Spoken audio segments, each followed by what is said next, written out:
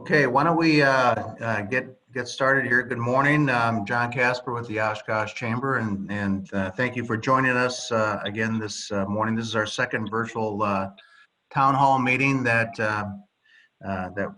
we've held. We're featuring and happy to have U.S. Senator Ron Johnson with us. And again, thank you all for readjusting your calendar and your schedule because of a U.S. Senate scheduling issue that came up this morning for Senator Johnson. We had to move it to 9 o'clock. So, thanks for readjusting, and Ron, thanks for accommodating us. Our format today is going to be, Ron's going to talk about, probably share the latest on and update on the COVID-19 issue, probably take a little deeper look at the stimulus funding package that was passed by the U.S. Senate on Tuesday, and we'll follow that with some question and answers. So if anybody has a question, there's a go to the icon on the bottom of the screen, and either the Q&A or the chat. Hit on that and ask that question, and I'll be monitoring those, and we'll ask those when Ron is finished with his comments. So all attendees right now are muted, and but if you have a question, please submit those. So with that, Ron, thank you for joining us, and I'm going to throw it over to you. Well, thank you, John. Thanks everybody for participating in this and giving me the opportunity to at least give you my perspective on what's happening here, and looking forward to your questions. Just kind of lay out the basics of this. We obviously have two crises that are occurring at the same time. You've got the medical crisis, and there's none of us are not taking that seriously. I mean, this is it's a scary disease. Yes, it does target people with comorbidities, but it also strikes young people as well. Not anywhere near the same percentage, but again, as a result, it is just a plain scary disease, and I think we all have legitimate reasons to be concerned about it. But at the same time, we are just witnessing quite honestly, unbelievable economic destruction. And I've been concerned from very early on in the crisis. I've written a number of pieces that have gotten national attention in terms of putting everything in perspective and fully understanding not only the human toll of the medical crisis, but also the human toll of the economic destruction. And right now, I don't think that's properly balanced. I am highly concerned about the destruction, particularly on the lower end of the economic spectrum.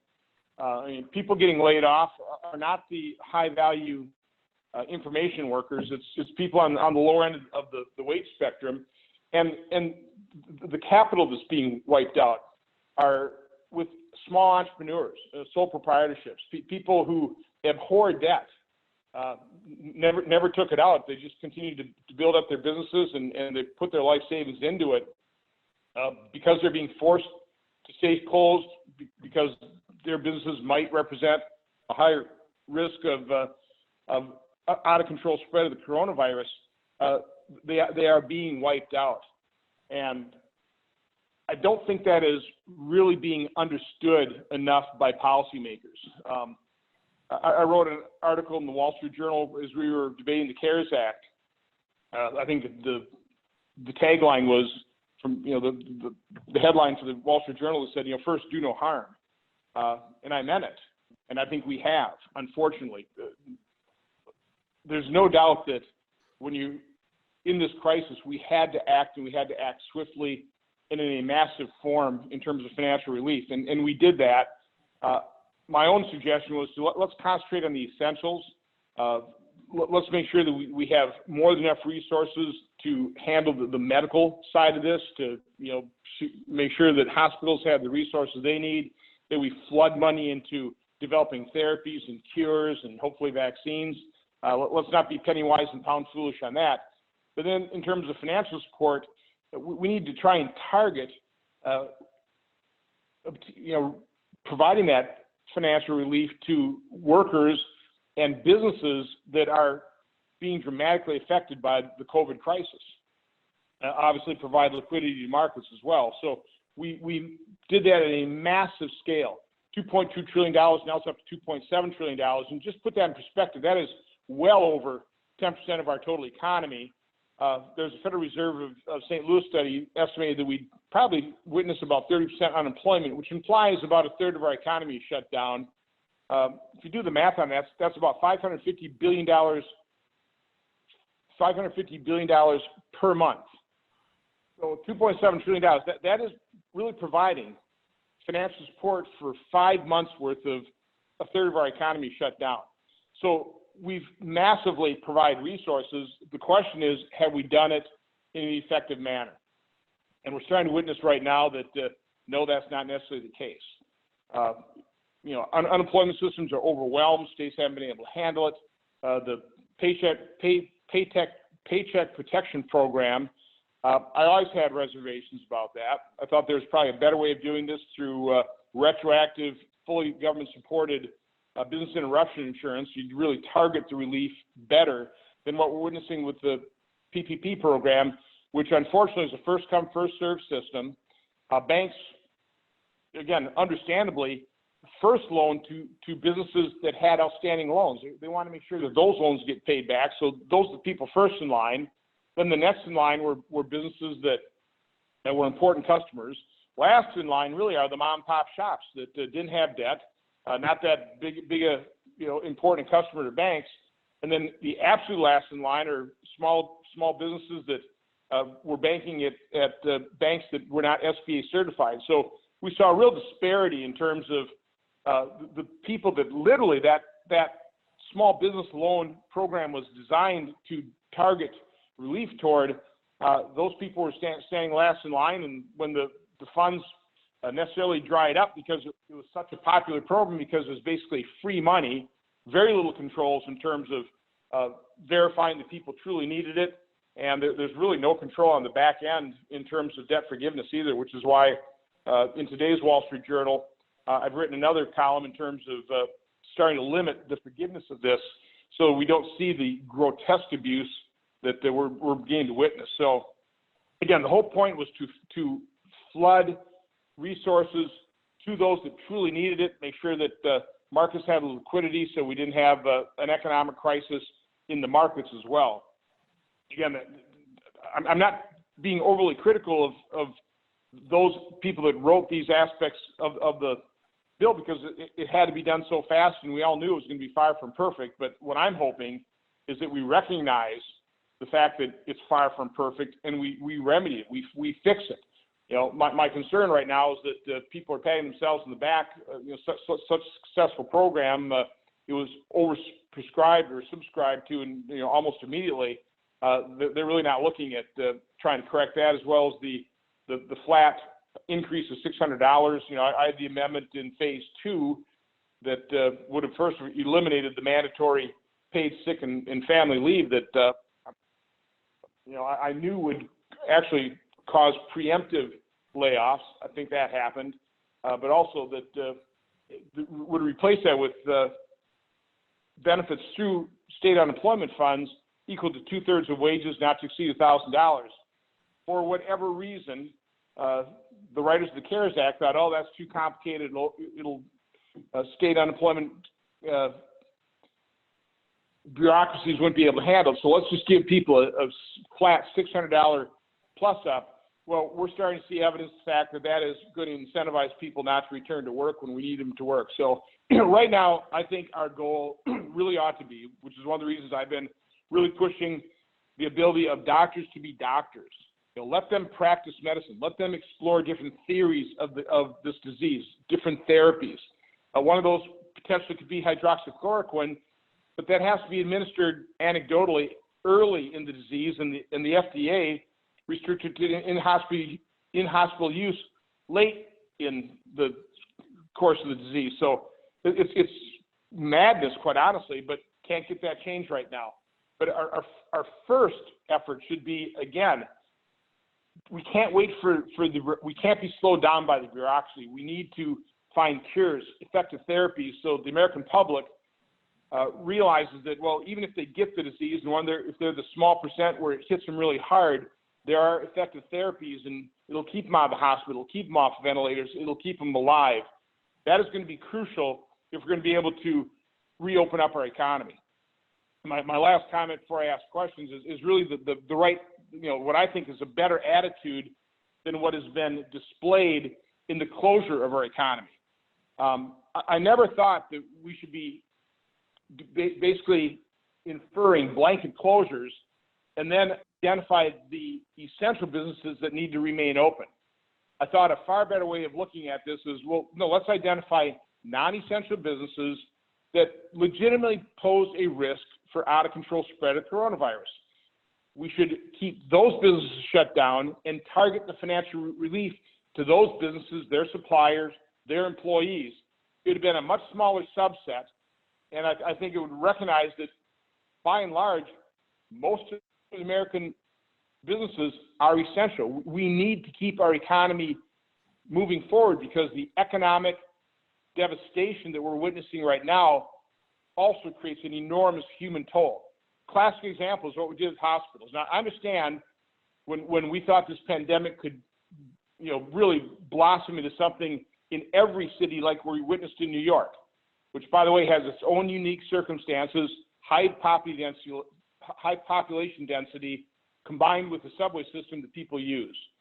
Interesting study that just talked about, it's at the turnstiles where they really think a lot of the spread, uniquely in New York.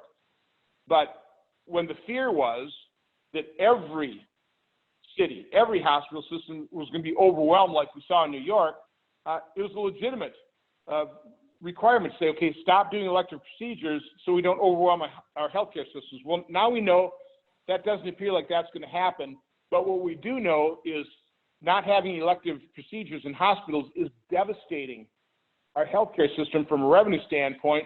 We are seeing doctors and nurses and healthcare workers laid off. It's not overwhelming. We're underwhelming our healthcare systems, and those delayed elective procedures can also have a true human cost and human toll as well. So let's base it on science. Let's base it on data. Let's make sure that we really are watching the updates, recognizing that there was never going to be 2.2 million deaths in America. There wasn't even going to be, there may have been 250. I don't know to what extent mitigation has lowered that curve. We're approaching 50,000 deaths, which is a tragedy, no doubt about it. And it's in a very compressed period of time, but it does compare to about 61,000 deaths due to flu season 2 years ago. But let's continue to update our information, update our data, but also update our actions in response to what ends up being reality, not continue to cling to the scariest, the most alarmist initial estimates of what's going to happen here with coronavirus. And by the way, the kind of the last things that are at least somewhat optimistic, I mean, I'm hoping and praying it's true that a lot more of us have already been infected, so that eventual infection mortality rate is going to be much lower, potentially closer to seasonal flu. And a couple indications of that are some of the broader testing, the antibody testing they're doing in California, Santa Cruz, and Los Angeles that imply that maybe 25 to 85 times more of us have been infected than what we know in terms of confirmed cases. I mean, if that is the case, it does show that coronavirus has a mortality rate far closer to seasonal flu. And why is that important? Well, it'll ease people's fear. And again, I'm every bit as concerned about this. I don't want to get this. I don't want my family members to get this. We don't have an effective cure yet. So it's legitimate, but it's a whole lot less scary, and it'll allow us to open up more of our economy as safely as possible if people realize that their chance of really having serious complications is way lower than what kind of current estimates are. So with that, I'll quit yammering on and I'll just open up to questions. Okay, thanks. We got a couple of questions that came in, and I guess the first one I'd like to start with is I read your piece this morning in the Wall Street Journal, and can you do a little deeper into your proposal? Sounds like you're looking to you're working on a bill that would kind of address this whole issue of some companies. The program really wasn't meant to provide free money to companies that are affected by by COVID-19, and you created some guideline in there, and terms of how that forgiveness of that loan would work. So you want to talk a little bit more about that, Ron? Sure. And understanding, I had a nice little schedule, but the Wall Street Journal turned that into prose, so it's a little more difficult to understand versus kind of the way an accountant would kind of lay out my proposal. But first, understand, it's just a proposal. The reason I wanted to get it out now, I think the reason the Wall Street Journal agreed to publish it, and quite honestly, while I've been on, I've been getting some text from Steve Mnuchin. He read it as well, and he appreciates the fact because we wanted the abuses to end. I mean, there are, anecdotally, and we don't have hard data on this, there are a lot of businesses, because the incredibly lax standards of applying for the loan, and quite honestly for having loan forgiveness, prompted people to on the advice of their accountants and their attorneys, go, well, yeah, you qualify. The only thing you have to certify is that because the economic uncertainty, you believe applying for the loan was necessary for the ongoing operation of your business. Well, because there is so much certainty, even if you're operating pretty well, you don't know, you may be shut down in 3 weeks. You better saddle up to the trough and get your share of that. And that's exactly what happened. So what I'm trying to do is try and prevent that so that people that truly need it, I mean, the small businesses, what I was talking about, the economic destruction, the wiping out of capital, life savings from the small entrepreneurs and the Main Street businesses, that those people actually have access to the next tranche of $310 billion.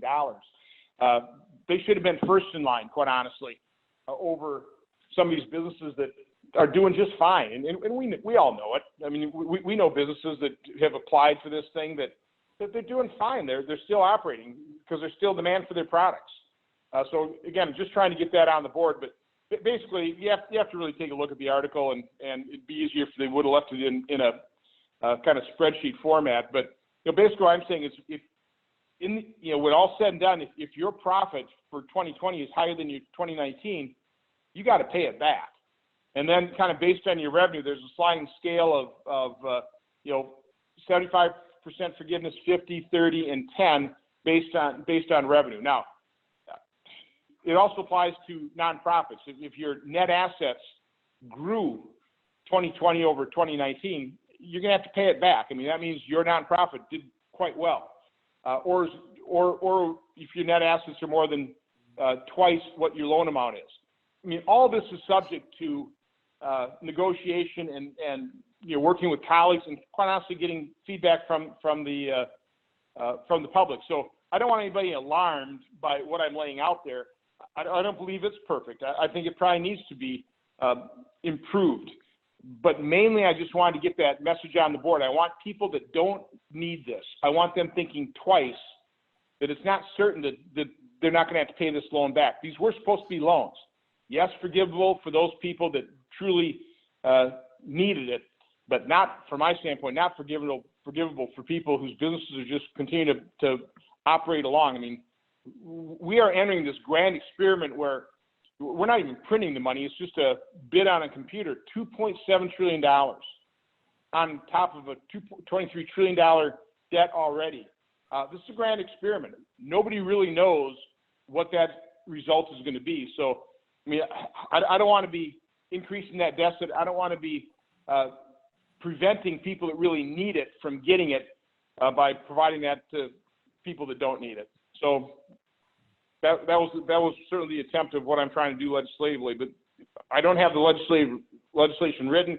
I'm getting a lot of feedback from colleagues that want to join in and work with me on it. So hopefully we can do something on that.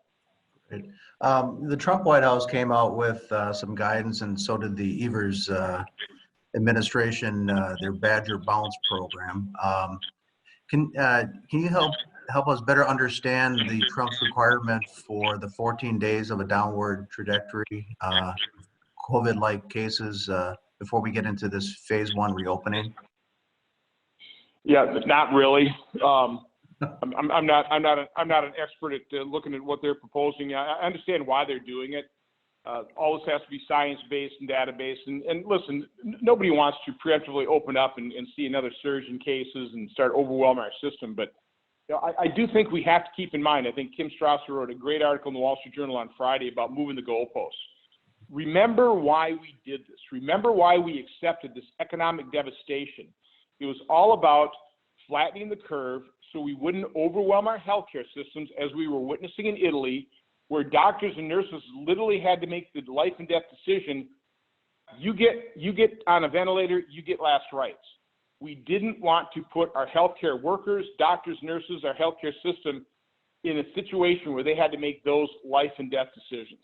Well, now the good news, even though it looked to me like the New York healthcare system was, if not overwhelmed, darn close to it, we do know they never ran out of ventilators. Doctors never had to make that decision, and New York is the only healthcare system that has even come close. So we've effectively flattened that curve. It looks like, a lot of these places that were peaking are on the downside. And so let's keep that in mind. That was the goal. Let's not move the goalposts, because now I'm hearing, I think I heard Fauci say, well, we can't reopen until, there are no new cases. Or if it's not Fauci, other people are saying that. That is a complete movement of the goalposts, and it's also a completely unachievable goal. Not opening up till we can test every American is a completely unachievable goal. So let's look at the reality situation. Let's understand and factor in the human toll of the economic devastation, and let's do everything we can to first keep more parts of our economy from closing down. Let's not do more harm than good, and that's what that $600 flat payment unemployment, that's going to tend to allow more of or cause more of our economy to shut down or prevent it from reopening. And let's do everything we can to safely reopen as much of our economy so people can get back to work, and we can mitigate the economic devastation that we're all experiencing right now. The Trump White House, their administration have been taking a beating over the last several weeks from the media, and every time you turn around, he seems to be getting blamed for everything. You hear back and forth of people flip-flopping in terms of their positions on what he should have done, could have done, whatever. I mean, any insight in terms of what's really going on regarding all that? Well, for my part, I've really tried not to be critical of any elected official having to make really tough decisions with imperfect information, and that means presidents, governors, local city officials. But that doesn't mean you can't question some of the things they're doing. In the case of President Trump and the media, I fear the media thought this would be a really good opportunity to make the COVID-19 President Trump's Hurricane Katrina and blame him for everything. This is nobody's fault. There's certainly culpability on the part of China and the World Health Organization in terms of not providing the information, kind of hiding this from the rest of the world. But I think the president lays out a pretty convincing case and timeline in terms of the actions he took well ahead of when other public officials were really viewing this as a real crisis, where they were still encouraging people to participate in big events, whether it's Mardi Gras or events in Los Angeles or in California or even New York. But again, I'm not blaming those politicians from trying to encourage people to stay engaged in the economy. So Monday morning quarterbacking on this crisis, I think, is grossly unfair.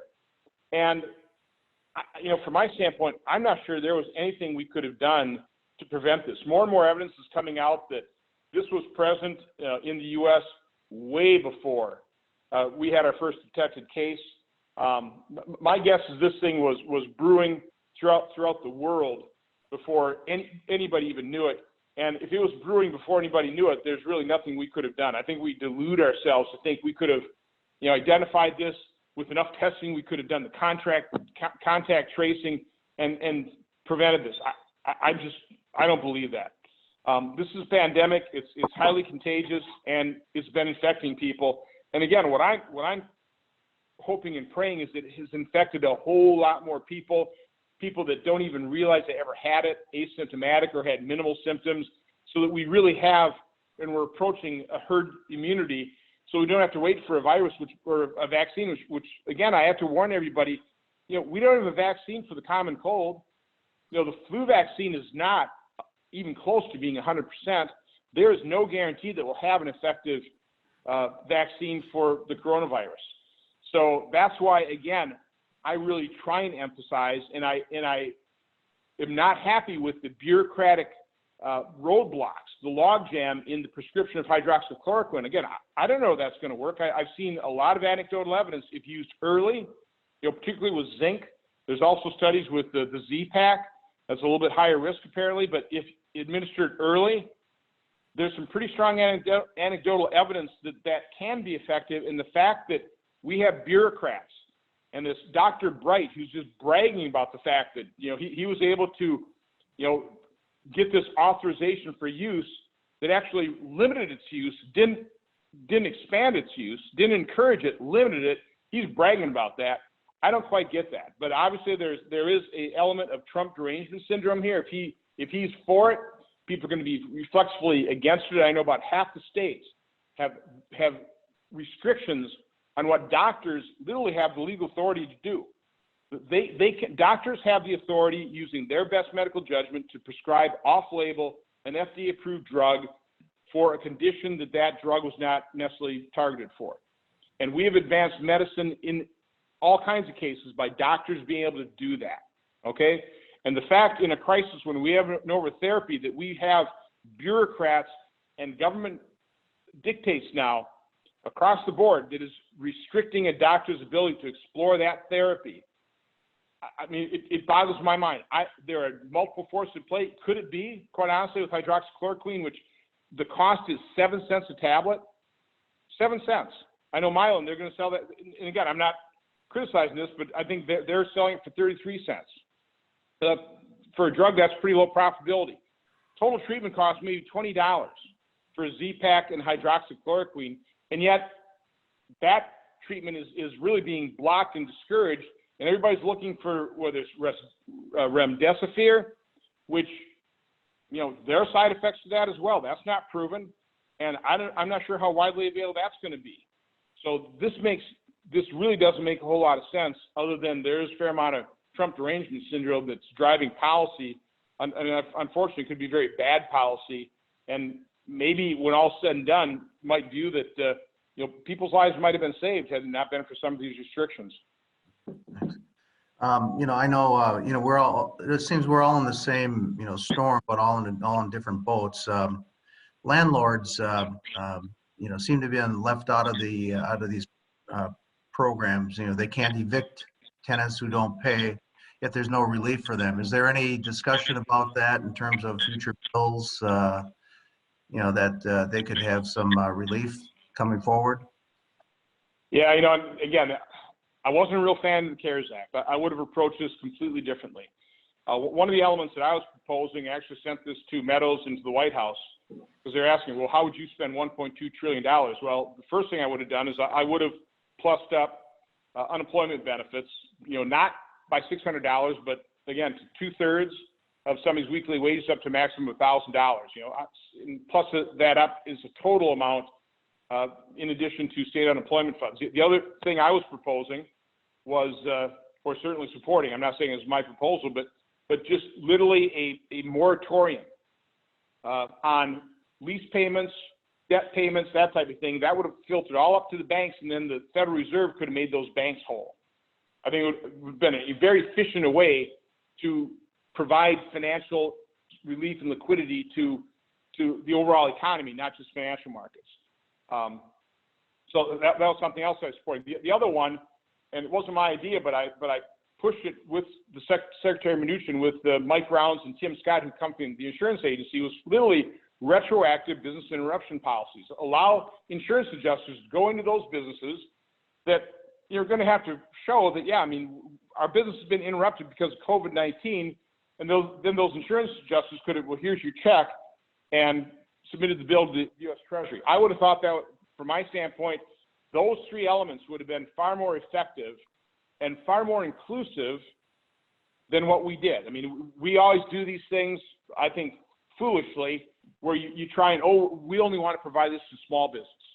And so now you're excluding people that have more than 500 employees. Well, why does that make sense?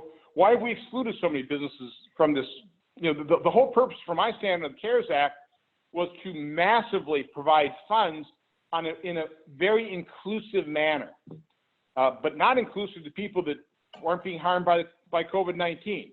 We pretty well did just the opposite. We excluded businesses, and we've included people that don't need the support. So that's one.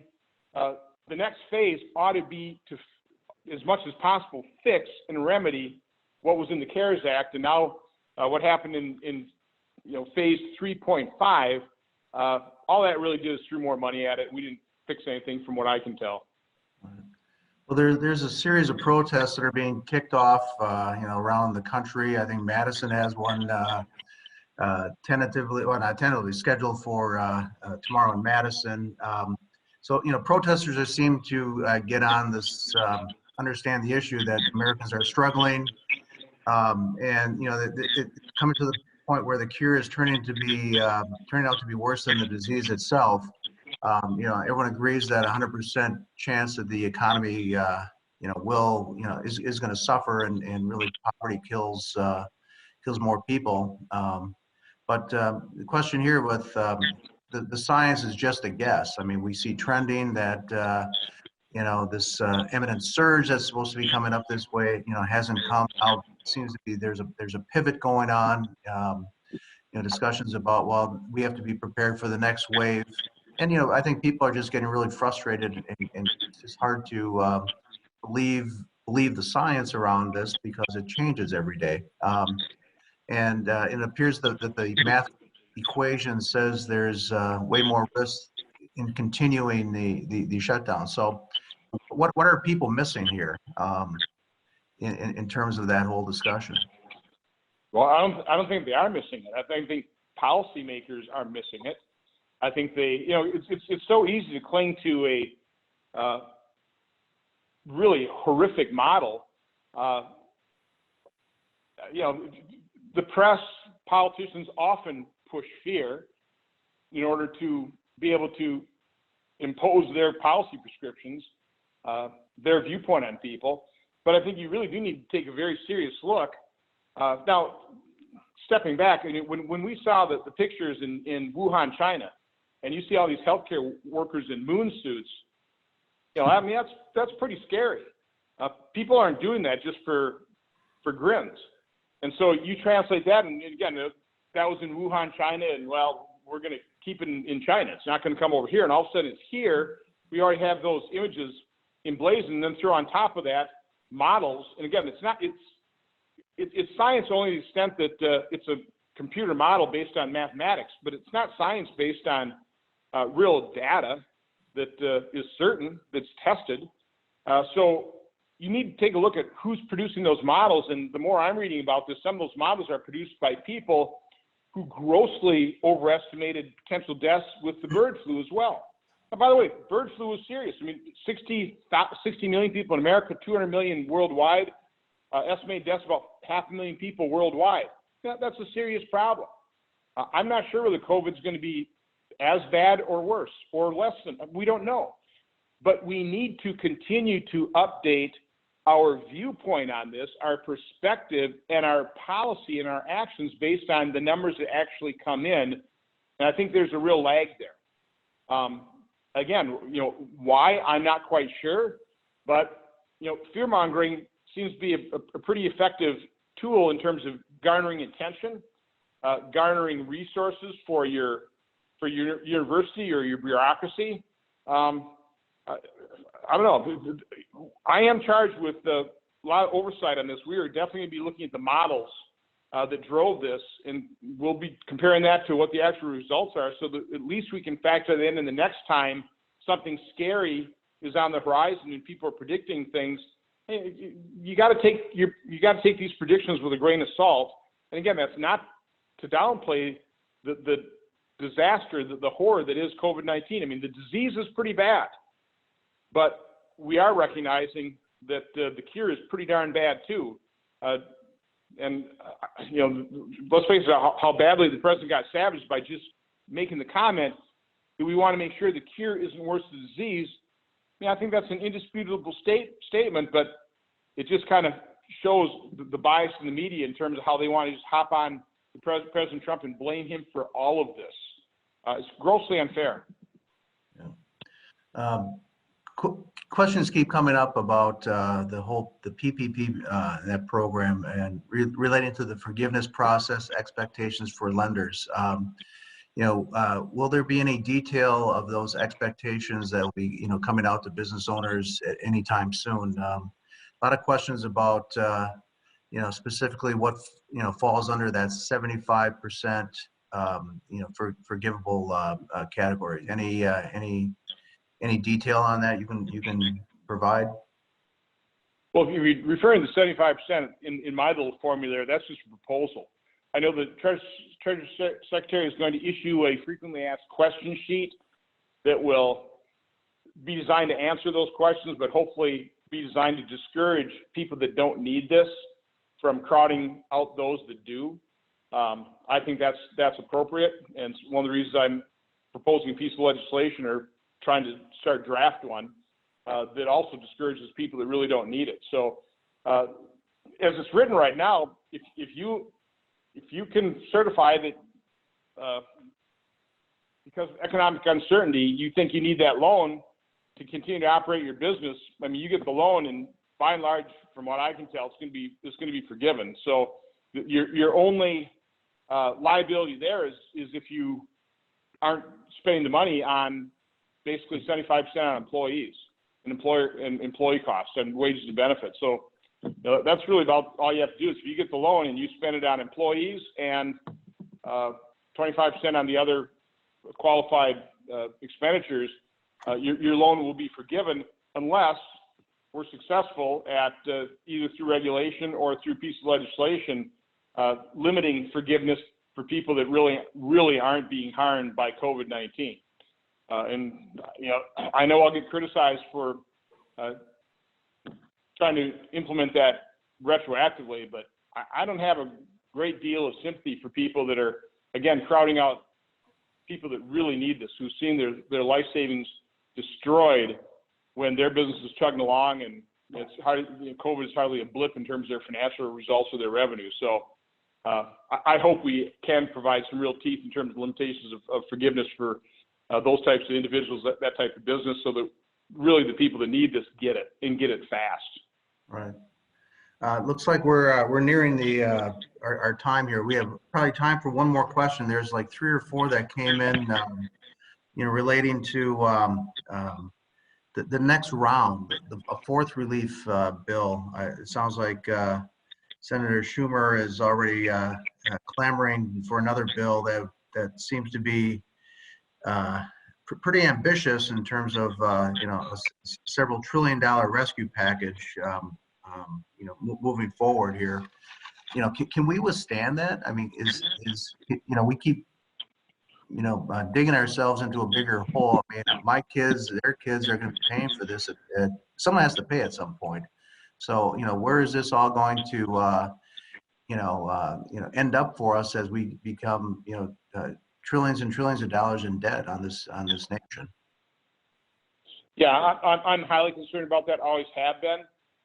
Actually, pretty amazed. When I first ran and was elected, our debt was at 14 trillion. Now we're at 23. And on a bipartisan basis, there's not a whole lot of movement to try and do anything about that. And now, because of this crisis, I mean, we had to act. We had to print money. We had to provide liquidity. So that's another 2.7 trillion on top of that. So yeah, I'm highly concerned about that. I certainly want at this point in time slow down. The president is all about infrastructure, and let's face it, we have some real infrastructure problems in our nation. A 60-year-old interstate highway system, locks and dams, ports. It wouldn't be the worst thing in the world to upgrade those. But the problem is, how many are truly shovel-ready? We saw that under Obama, $800 billion shovel-ready stimulus bill. In the end, I don't think we spent even $100 billion of that on infrastructure. It's just really sprinkled around to favored state and local governments. It's good news that McConnell is putting his foot down, and even in this phase 3.5 bill, both he and Mnuchin and the administration dug their heels in and said, no, Chuck, we're not going to provide 150 or 200 billion or whatever they're asking for state and local governments. I mean, that is designed literally for states like New York and California and Illinois to bail out their irresponsible pension behavior. Wisconsin's been unbelievably responsible in terms of providing funding for our pensions. We don't have unfunded liability. I was actually listening to the guy in charge of it on CNBC, I think last week or early this week, talking about really how responsible they have invested this in the whole policy of funding Wisconsin's pension funds. So, you can rest assured that as Wisconsin's United States Senator, I'm going to make darn good and sure that additional debt, and guys, it's not even taxpayer money. This is just additional debt, more printed money, that we don't print more money, further and mortgage our kids' future to bail out really bad government in Springfield, Illinois, and Albany, New York, and Sacramento, California. I mean, I'm going to resist that, and the good news is McConnell and seems like President Trump and Mnuchin are resisting that as well. But that's really what Schumer and those guys are looking for. And the reason they gave up and didn't keep pressing it is they realize it's not politically popular to be bailing out a few states at the expense of everybody else. Exactly. Well, Ron, that's all the time we have. I know you have to be running for your next series of meetings. So we'd like to thank you for joining us. It's always great talking to you and getting your insight. Honestly, we appreciate your leadership, not just on this issue, but many other issues in terms of your role in representing us in Washington. So we really, really appreciate everything you're doing for us. So thanks a lot for joining us. Well, thank you. Just one final comment to everybody on the call. I was talking to an important Wisconsin business leader yesterday, and she was asking, well, what can I do? What can I do to help you, Ron? And then I said, just keep doing what you're doing. We are going to need, when all's said and done, we are going to need every ounce of effort and brain power and innovation to keep this economy moving forward, to rebuild what has been destroyed.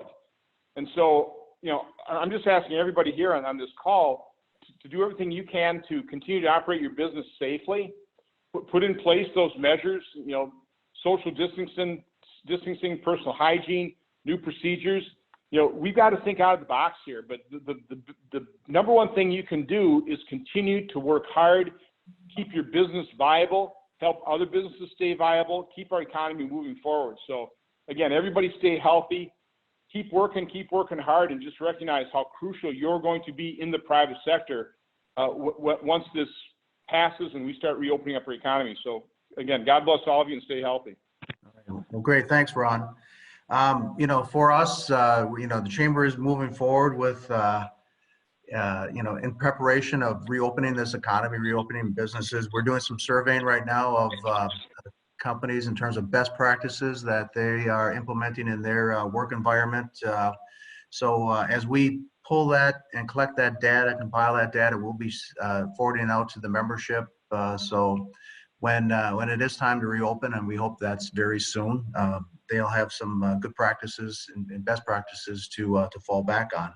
So again, next week, next Thursday, April 30th, 10 o'clock, we're having another one of these virtual town hall meetings. I have Gordon Hintz, Assembly Representative here in Oshkosh, and the Minority Leader will be joining us, and invited Senator Dan Fine to join us also at that time. And there'll be a lot, I think, to discuss in terms of what's going on in the state of Wisconsin as relates to the governor's extension of his shutdown order, and at that time there may be some answers as to the legislative or the legal challenge that has started. So be looking for an invitation for that. Again, we appreciate you all joining us. We're here if you need anything. Certainly email, call. We're here to continue to serve you. So again, with that, thank you all for joining us, and we will see you again next week. Thank you.